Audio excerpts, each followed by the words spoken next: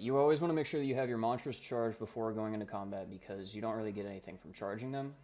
You get everything from the action of using them. So when you use your number 0, your elite skill is going to throw out a cone in front of you, and it also does a small radius around you. This will give stability, small stab, just 1 stack for 5 seconds.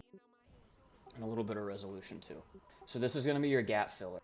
So this is normally the one I use when I see stand your ground is starting to flash on the stability. I'll kind of fill it in with Mantra of Liberation, which is your elite. And then your other big stab for when we're stationary is Hollowed Ground, your number 9 skill. So when we're all stacked, when the commander says stack tight, stack tight, stack tight, you want to put that Hollowed Ground at our feet.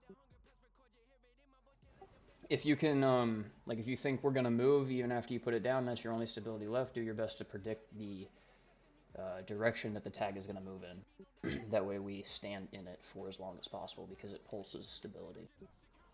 Biggest things to remember is 7, stand your ground, big stab. Small stab is 0. Another big stab for stationary is Hollowed Ground. And then another big stab is just going into your Tome 3 or F3 book. When you just open that book, it gives a ton of boons. So going into your F3 is very powerful. If you notice when you go out of your F3, now it will be red. So that means that it's on cooldown. You don't actually see the cooldown timer for it, but once it goes blue again, that means that you will get the actives for going into it. It doesn't mean that you cannot go into it. You can still go into the book if it's red. You just don't get, like if you hover over it, you don't get all those boons from going into it unless it's blue. So you can go in and out of it as much as you want. So everyone go into your Tome 3 book. While you're in there, you'll notice your number 3 skill. If you put it on the ground, puts this goldish blue dome around us. That's a very strong reflect bubble. I want to see people on their Firebrands using these off of cooldown while we're fighting another group. If we're stacked on the Lord, these should be on top of us non-stop. With as many Firebrands as we have, if you stagger them out, you should be able to keep 100% projectile block. Another very good skill in here is the number 4 skill. It's going to put this symbol on the ground that gives resistance. If you don't know what resistance is, it's pretty much the same thing as stability. It'll keep you from getting knocked down, so non-damaging conditions are currently ineffective on you. So that's immobilize and things like that. And then damaging. Yeah, chill is no, I think chill's non-damaging, so I think that would count. Also a stun break to get locked down, pop it. Yep. Yep, stun break, and then it's also a light field, so I mean any light field that you can put down is good because it's going to get blasted, it's going to cleanse condition. And now this is like one of the most important things you all need to remember on Firebrand or any stability given class. You need to remember boon strip priority. So look, you hit your number 7. Now the very first boon on your bar right there is stability. Stability, resolution, swiftness, Aegis. The way boon strip works, if you stand in a Necro's well, it's going to strip from left to right on your bar. So you want to apply your number 6 because now you have quickness and swiftness in front of that stability, which means if you stand in a well, that quickness and the swiftness will get stripped before the stability will get stripped. This is called covering your boon. You need to do it a lot. And another thing that will be in front of that that's while you're in combat that isn't right now is the Aegis, because you'll be consuming that Aegis. Aegis will block attacks. So once it's on the back of your bar right now because you have a very long Aegis uptime yourself. But once you're in combat and you start taking hits, it'll be off the end and you'll apply it with the number 6 as well. Any boon that you can give other than stability after you give stability is what you need to focus on doing on this class. It's going to be hard to keep up full stability at the beginning, especially if you're a damage class. You're going to notice that you'll be out of skills a lot if you play too fast. This is a very slow cadence class, and you have to play it kind of slow. If you're used to a damage rotation, you're going to have to like just take a breath while you're playing it because you're pressing skills very slowly.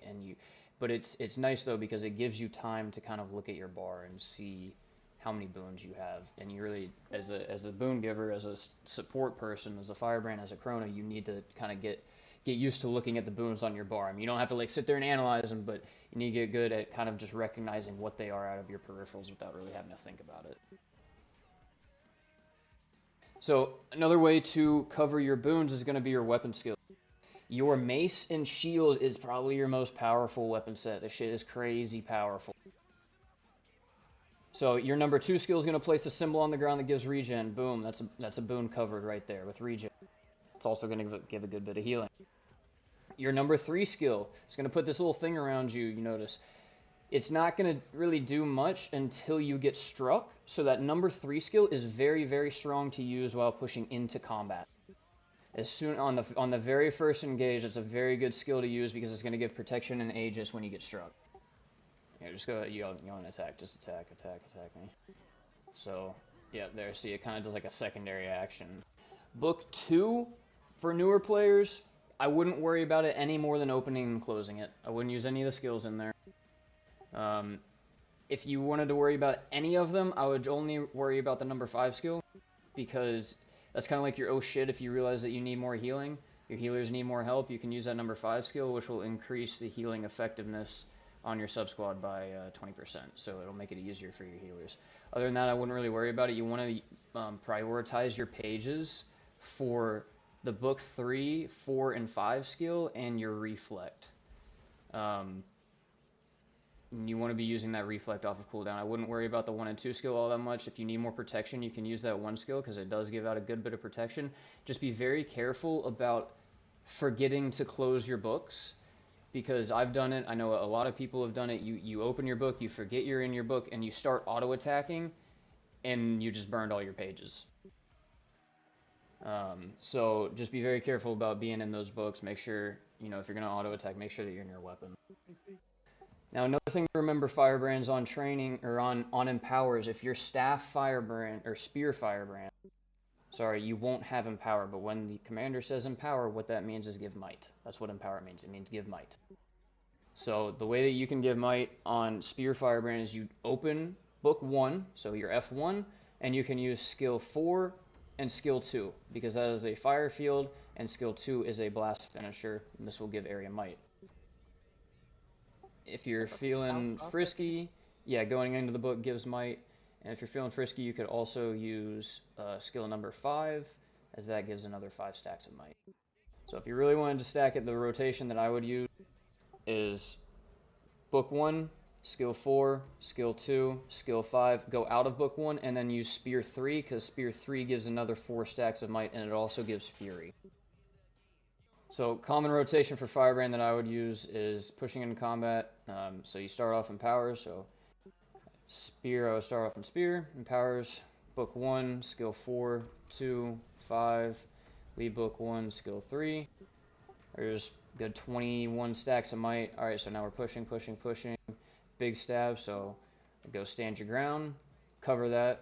Now I would probably swap to Mace Shield. And now that we're in combat range, I would use the number 3 skill.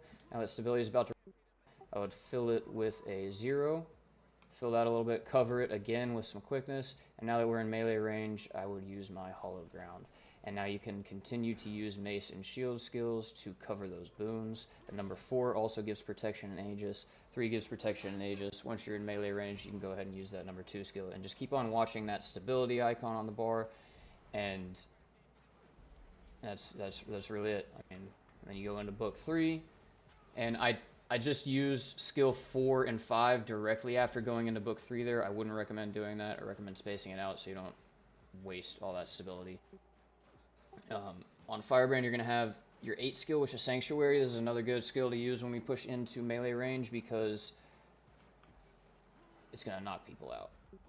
As you can see, it fucks people up.